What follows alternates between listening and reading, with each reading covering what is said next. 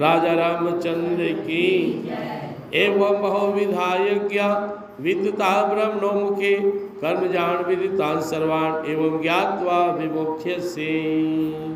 इस तरह हमारे वेदों में बहुत तरह के यज्ञ का वर्णन है, और जब हम उन यज्ञों को करना शुरू करते हैं, यज्ञों के बारे में जानते हैं, तो हमें पता चलता है यज्ञ भी एक शुद्ध सात्विक कर्म है, दिव्य कर्म है, एक प्रकार का कर्म ही है। उससे हमारी भावना श्रेष्ठ होती है, उसमें हमारा उद्देश्य बड़ा होता है। तो इसी बात को पहले भी भगवान श्री कृष्ण जी महाराज तीसरे अध्याय में बताए थे। यज्ञ अर्थात प्रणोनेत्र लोकोयम कर्म बंधन अर्थम कर्म कौन्त्य मुक्संग समाचार। जो भी हम अपना स्वकर्म परमात्मा की प्रसन्नता के लिए परमात्मा को समर्पित करके करते हैं, वो यज्ञ हो जाता है। और कोई भी कर्म जिसे हम स्वार्थ बस अपने लिए करते हैं, वो बंधनकारी बन जाता है। तो यहाँ जब आप कोई अच्छे काम कर रहे हैं, यज्ञ के बहुत सा प्रकार आपने सुना, उससे जो आपसे बनता है वो यज्ञ अगर आप परमात्मा के लिए करने लगेंगे तो धीरे धीरे आपको समझ में आएगा कि कर्म मैं परमात्मा की ही कृपा से कर रहा हूँ। हमें लगता है मैं कर रहा हूँ, नहीं, ईश्वर की ही कृपा से, ईश्वर की ही शक्ति से हमसे कर्म होता है। और जो कर्म ईश्वर को ही समर्पित कर दिया जाए वो यज्ञ हो जाता है। तो धीरे धीरे धीरे धीरे धीरे यह करते हुए आप में एक ज्ञान प्रकट होने लगेगा कि जो भी मैं कर रहा हूँ वो ईश्वर ही करा रहे हैं। ईश्वर के हम पर बहुत कृपा है। आदमी के भाव बदलने लगता है, पर वो कहता था मैं ये किया, वो किया, ऐसे किया, वैसे किया।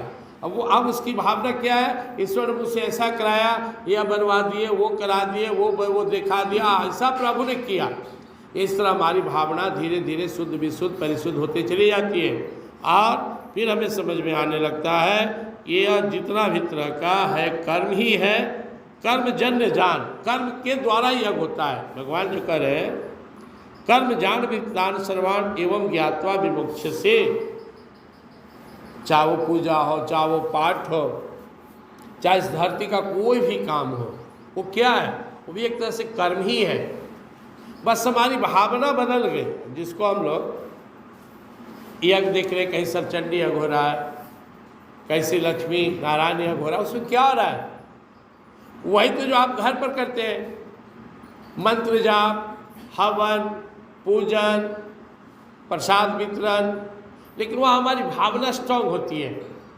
तो अगर भगवान हम लोग को प्रेरित कर रहे हैं कि अगर तुम अपने घर पर भी और अन्य कोई भी कार्य करते हो जो तुम्हारा स्वाभाविक कर्म है, जैसे आप खाना बनाते हैं, आप खाना खाते हैं, आप खाना खिलाते हैं, आप घर साफ करते हैं, इसी तरह कोई नौकरी करता है, कोई बिजनेस करता है, कोई मंदिर में पूजा करते हैं, कोई सत्संग करते हैं, उसे परमात्मा के लिए समर्पित कर दें, तो यज्ञ हो गया। और यह ज्ञान हो गया कि ये सब परमात्मा के ही द्वारा हमसे कराया जा रहा है, यह भी एक कर्म ही है। और इसमें हमारी भावना का ही केवल फर्क, हमारा भाव इसमें पवित्र है, शुद्ध है। और यही भाव अगर हम हर कर्म में रखें तो हर कर्म यज्ञ बन जाएगा। अगर यह भाव आ जाए और ऐसा आप करने लगे तो भगवान क्या कहते हैं, ज्ञात्वा विमोक्ष से, तुझे मुक्ति मिल जाएगी, आप मुक्ति के पात्र बन जाएंगे। अगर आपके अंदर ये भाव आ जाए कि सब परमात्मा का ही है और परमात्मा के लिए ही करना है और हम परमात्मा के लिए ही करेंगे, बेड़ा पार हो गया।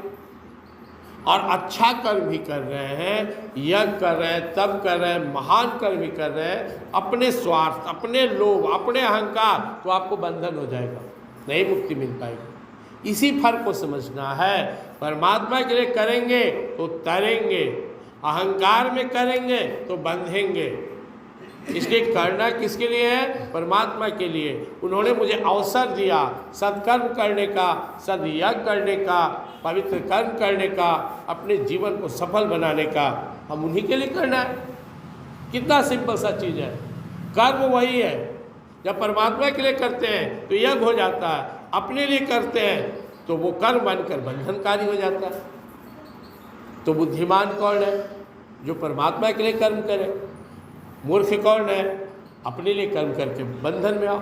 अब बंधन क्यों, क्योंकि कर्म का फल भोगने आना पड़ेगा। जो भी कियो भोगोगे, अच्छा भी कियो तो अच्छा भोगने के लिए जन्म लेना पड़ेगा, बुरा कियो तो उसका फल भोगने के लिए आना पड़ेगा। लेकिन जब परमात्मा के लिए कर्म करेंगे तो जो कर्म परमात्मा को समर्पित हो जाता है उसका फल हमें नहीं भोगना पड़ता है।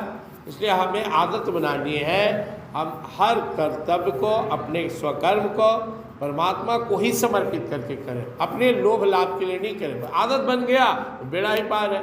सुबह सुबह फले रे मोक्ष से कर्मंद नहीं संन्यास युक्तात्मा विमुक्तो माम पैसे से आगे मध्य में आप सुनेंगे। शुभ अशुभ सारे कर्म का फल उसे ही भोगना पड़ता है जो अपने लिए करता है। लेकिन जो परमात्मा को समर्पित कर देता है वो इस तमाम कर्मों के फल से मुक्त हो जाता है, उसका पुनर्जन्म नहीं होता है, वो परमात्मा को प्राप्त हो जाता है। क्योंकि परमात्मा के पास रहकर कोई व्यक्ति गलत नहीं रह सकता, धीरे धीरे शुद्ध हो जाएगा।